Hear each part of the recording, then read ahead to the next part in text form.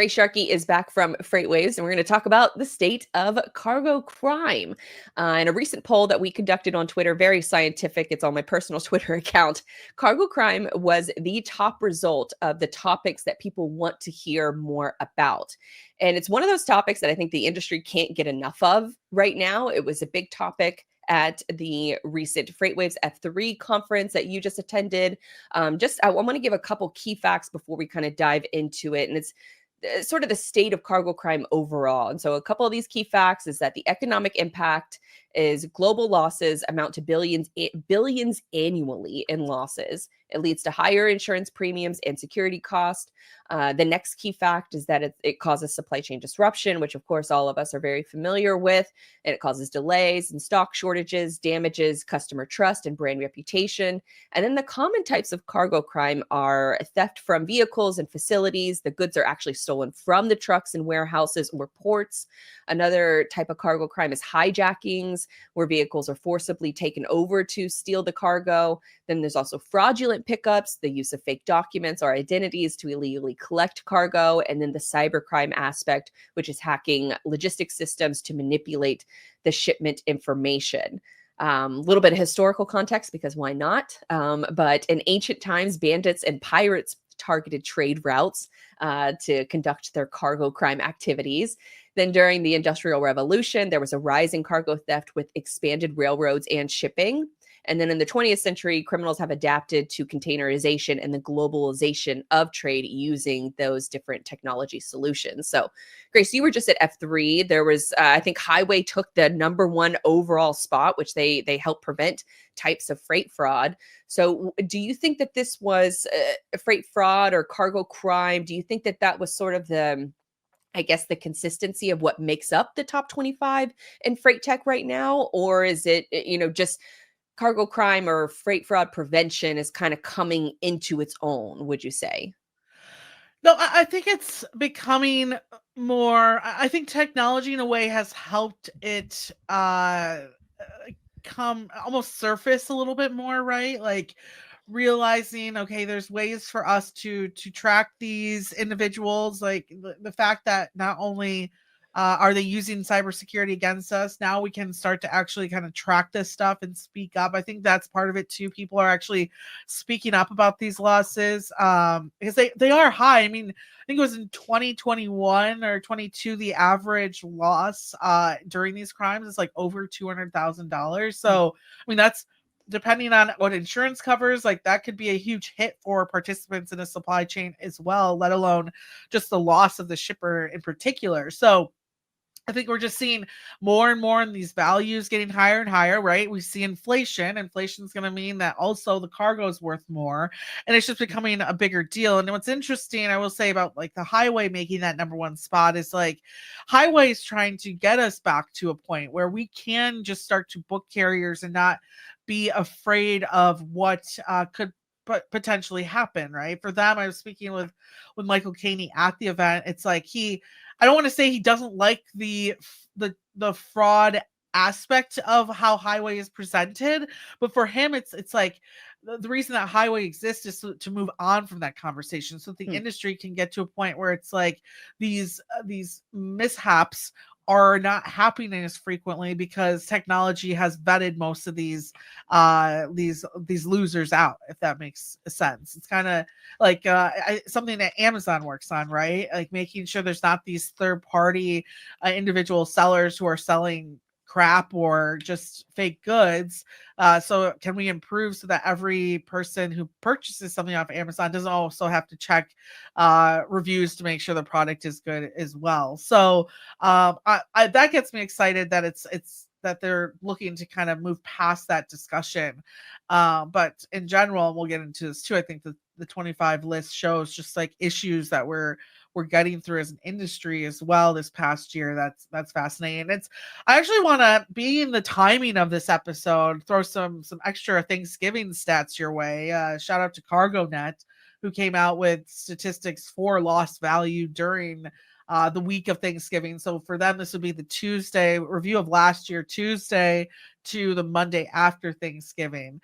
Last year, we had a total loss value of over $7.83 million in product, with the average loss being $159,000. Biggest states to experience that was California by a landslide, then Illinois and Texas, with over 174 theft reports, with food and beverage actually being the biggest commodity type, then household goods and electronics. So this week is this could be the Christmas week for all those fraudsters throughout the next couple of days as well, going into next week too. And so for everyone out there booking stuff for over the weekend, clearly make sure you're using good carriers.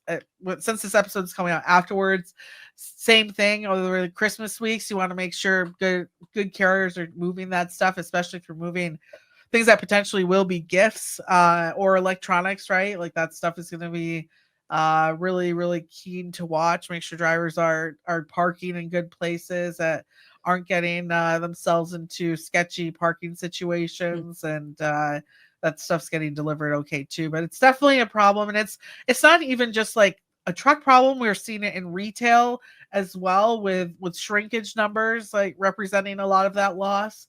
Warehouse to warehouse, right? Just things being either lost or taken off pallets. So there's so many different ways that we're seeing this type of crime. Cybersecurity is another one, and I think that's a big part of it too. It's just becoming so like sophisticated in the avenues that these fraudsters are taking, that we have to be creative as an industry to also stop it. Is it something that, uh, with a lot of these precautions, are you taking the same precautions this month or during the holidays as you are the rest of the year? Or is it because it is peak season and you're doing so much more volume that sometimes, just human nature, you're kind of maybe skipping a few of those, I guess, prevention strategies? Is that maybe what's happening more of? I would say so. I mean, I think let's say if you're moving truckloads throughout the year for Samsung, I mean, that would be the type of freight I would watch probably with the same caution every single year, just because, or every single day, because it is high value and things that people are going to love to take off a truck. But I think over the next couple of weeks, just knowing that we're going to see high volumes of foods and household goods moving around the country, it's something that people should be considering more of. And I think with that too is just clearly like the locations that drivers are maybe stopping at is a big one. I would be more concerned with a truck stop in a weird part of town during this time of the year than just in a random March date or something like that, right? So it does depend. I think if you're moving that high value stuff, you probably clearly should be focused on this all year round.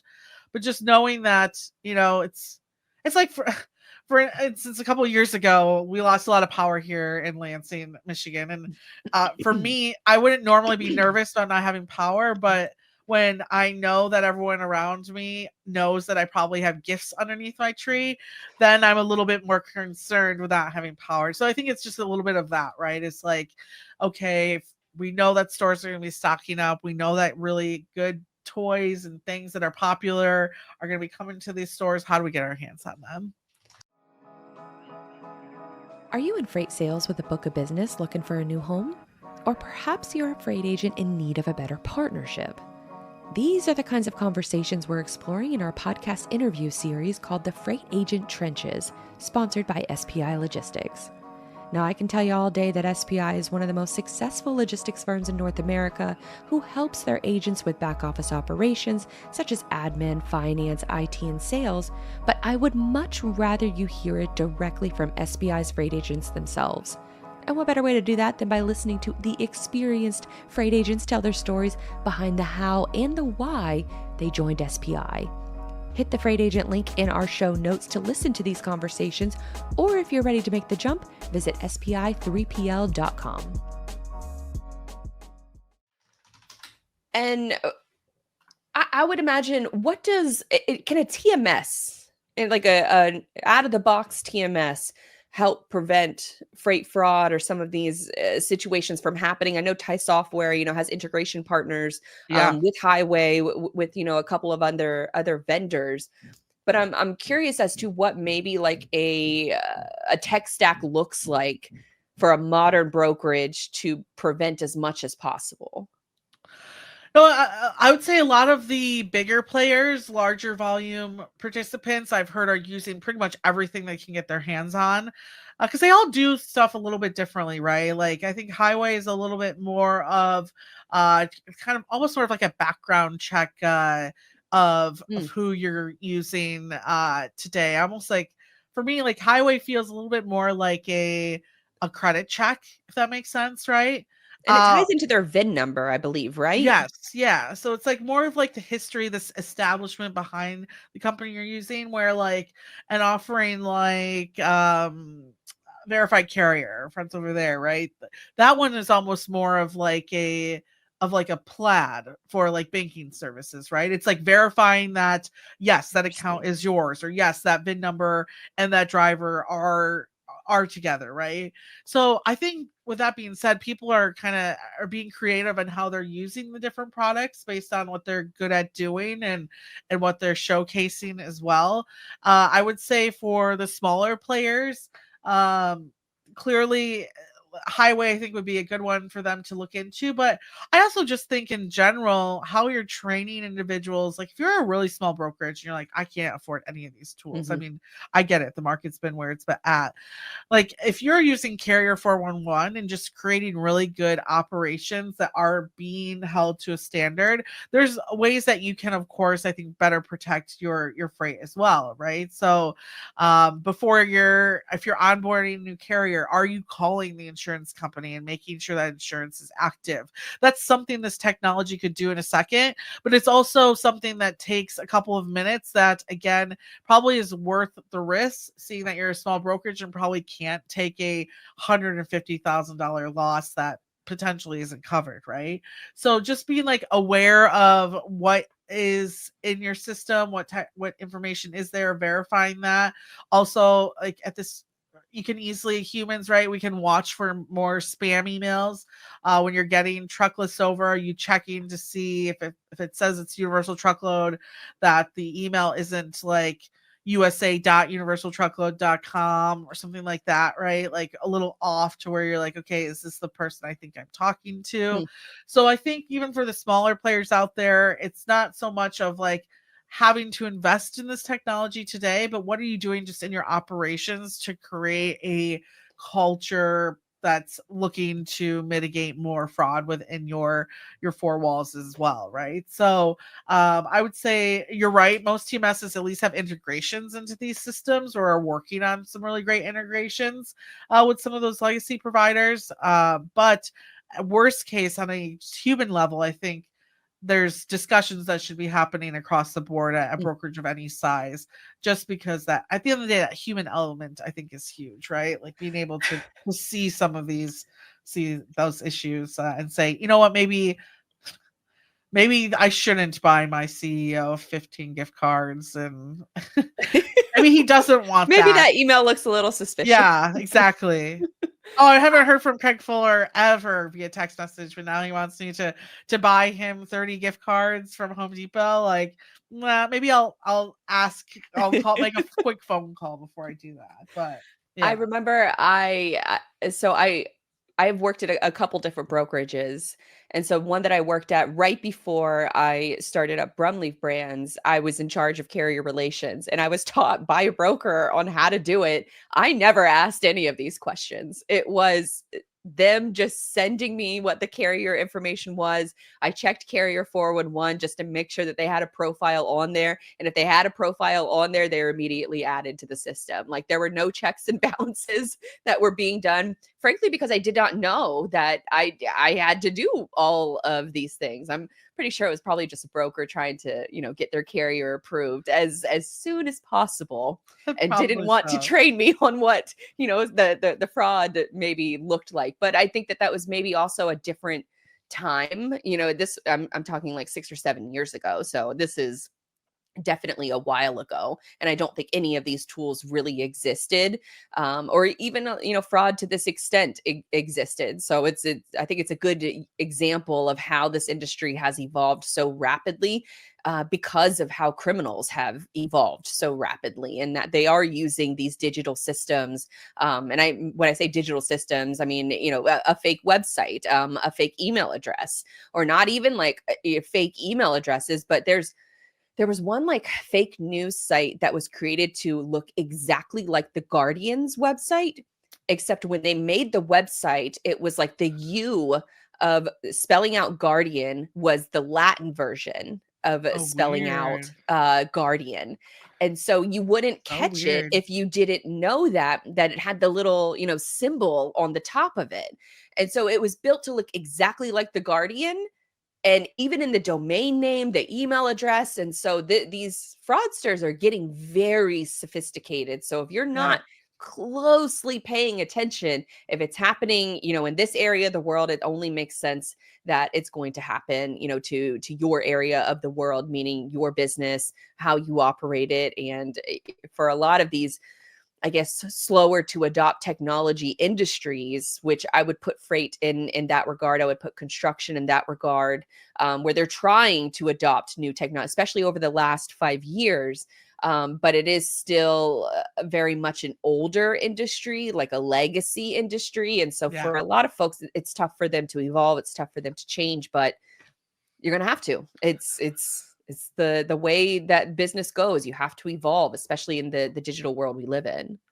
Well, and I think there was a special that Oprah did on AI maybe a month or two ago. And one big thing I took from that I felt like related to this industry is like, especially when it comes to AI tools and things of that nature, AI is like one of those technologies, one of the only technologies that have come to fruition or have become mainstream, but have like beat the consumer to regulation. So Mm. like the government hasn't been able to regulate the technology as quickly as it's becoming popular, right? And I think we kind of see that in freight as well, where it's like this this fraud has happened so quickly through the technology that we're using, that now we're seeing the FMCSA kind of respond to all of these issues after the fact, which makes it really messy and almost slower to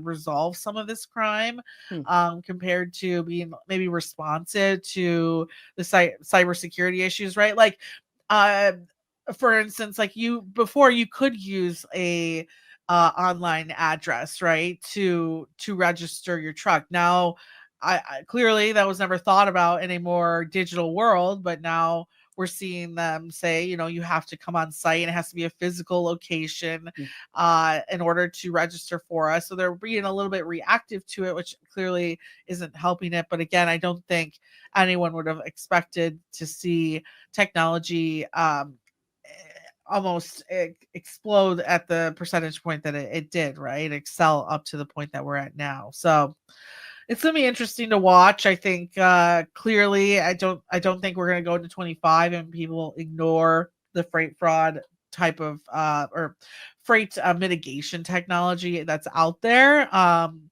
But in general, I think something we'll talk about too is like, I just think we're going to see a lot of action between tech companies, maybe merging together who have similar goals, but could work better, provide a better experience for users if together instead of apart. So I remember on I think we did an episode about a year ago on covering cargo crime. And at that time, a lot of food goods and yeah, drinks were being stolen. And that was what was being targeted by these criminal organizations. And it was making it really, really tough for, prosecutors or investigators to find out who was conducting this, because for those commodities in particular, the evidence is gone.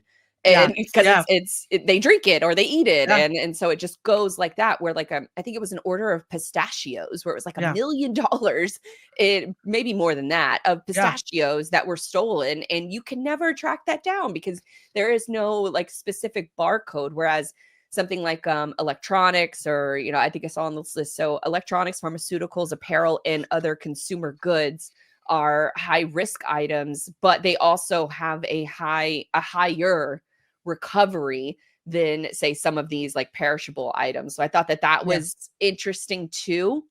And then I think it's not a US problem yet, or it's not happening in the US system yet, but there was one company that I was talking to specifically about this, and they have like insurance monitoring, and I think I believe they're global. And so in the South America, I was asking what's the difference between like cargo crime in the US versus cargo crime in other countries.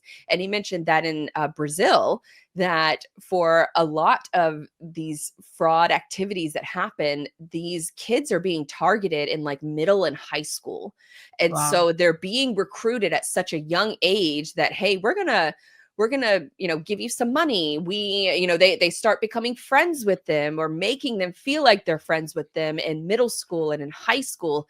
And so then that way they've kind of coaxed them into this friendly relationship, and then they pay for them to start working in logistics, working at ports, and then that's their in. And then that's how they get into these different bigger organizations, is that they almost like are recruiting or hiring spies from a Yeah. very young age. And that's how they get into the system in Brazil versus in the US, where it's much more just highly targeted locations, such as the port, such as I think we've all working in freight, we've all seen that footage of, the trains coming out from the port of LA or the port of Long Beach. And, the trains are so slow moving, or they just kind of stay there, and you can willingly just walk up and, unlock a cart on a train. I think that's the right phrase for it. I don't Yeah. know what the right Sure. phrase is, but you guys know what I'm talking about. Car. It's a Yeah. freight car. Yes. Yes. A 100%. car, not a cart. Yeah. But Close. they'll just open it up, and there's all Yeah. these boxes just strewn everywhere of just people just opening it up and opening up people's packages and taking what they want. And so that's a little bit of, I guess, of a cultural difference, is that it's much more targeted in specific areas like warehouses and ports, versus in Brazil, what they've seen in their data is that they're almost recruiting people at a very young age, and I don't want to say seducing them, maybe like molding Yeah. them in a way that they're going to eventually work for them. I call it grooming now. Grooming Yes, them. Yeah. grooming them for when they do go work for these bigger logistics companies that they already have an in.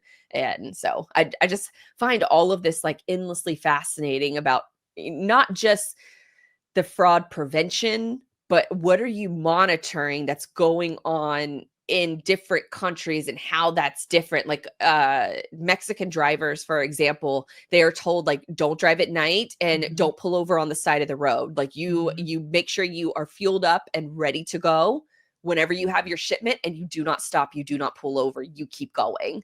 And so Mhm. that's another difference of like a different area of the world and how they're trying to combat it, or they're trying to prevent it from happening. And so just it's overall interesting. And so anything else you think is important to bring up about cargo crime? I think, well, clearly, we started a new newsletter here at FreightWaves on it. So you guys can check that out. If you go to freightwaves.com, click on newsletters, you'll see Fraud Watch on there as well. And I'll share a link with you, Blythe, for that. But it's, if we put out an article on it, it goes bonkers. It's what's on everyone's mind. And I think it's because it's so broad, right? On what exactly that fraud is. I mean, it can be anything from poor business decisions, right? It can be anything from that to stealing cargo to retail fraud. And so I think because it's just so many avenues and ways of committing the crime, again, that kind of goes towards why it's going to be so hard to stop too. And I think another part of it too is just like everyone who's been in the industry knows the checks and balances that would need to be done in order to fully stop it. And with that is also a lengthy discussion on how operations need to change and how much almost like companies need to be booking shipments in a different manner. So with that big of a change issue needed in order to stop it, or at least halt it where it's at, I think that's why it's such a talk of the town, because people just not only how do we fix it, but like where are these problems, where's my risk, and how do we as an entity prepare ourselves for that risk as well. All great points. Before we close out the topic, I wanted to bring this Ooh. image up on the screen. What happened in India, where meth seized from a Vietnamese boat cost more than the aircraft carrier Vikrant. It was built at a cost Love of that. $2.49 billion. So the meth that they seized from this shipment was worth more than the carrier that it was built with. And we're talking Yeah, about street value here for the drug, not necessarily. There's a debate going on in the Reddit I comments, which love this that. first one is the first comment. They said, damn, that's a lot of missing teeth, referring to the enormous amount of meth that was caught on this boat. I mean, if you're just listening to the show, what would you say? 1, 2, 3, 4, 4, 8. I'm bad at math, but I would say probably like 100 looks like cement bags full Yes, of yeah. meth, which is a lot of it's a lot of meth.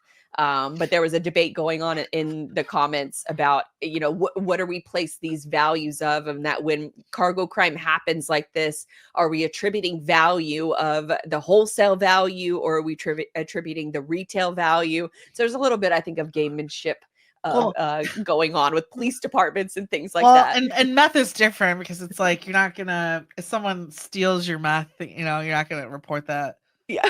to the police, But it's funny you bring that up because most insurance companies don't cover the product value right after the selling value, right? For them it's how much does it cost to actually make as a unit, not Oh, that's without your margin. interesting. So I used to get into that argument all the time, especially like moving a lot of steel and things like that. If it ever got wet, they'd always want, well, I was going to sell it for this, so that's our loss. It's like, no, it's not what you're selling it for. It's for what it's actually valued at that moment. In terms of just like being a product. So yeah, sometimes you're gonna even lose that margin too, which makes the loss even more heavy. Brokering success demands a battle-ready strategy. Tide TMS equips freight brokers with the ultimate battle station for conquering a tough market. With Tide, brokers gain access to a comprehensive platform where rate intelligence and quote history converge on a single screen. It's not just a page, it's a strategic command center designed to help brokers win. Tide equips your team with all of the data they need to negotiate with confidence and allows them to communicate directly with carriers and customers from a simple control base. Revolutionize the way your brokers perform by giving them a competitive advantage with Tide TMS.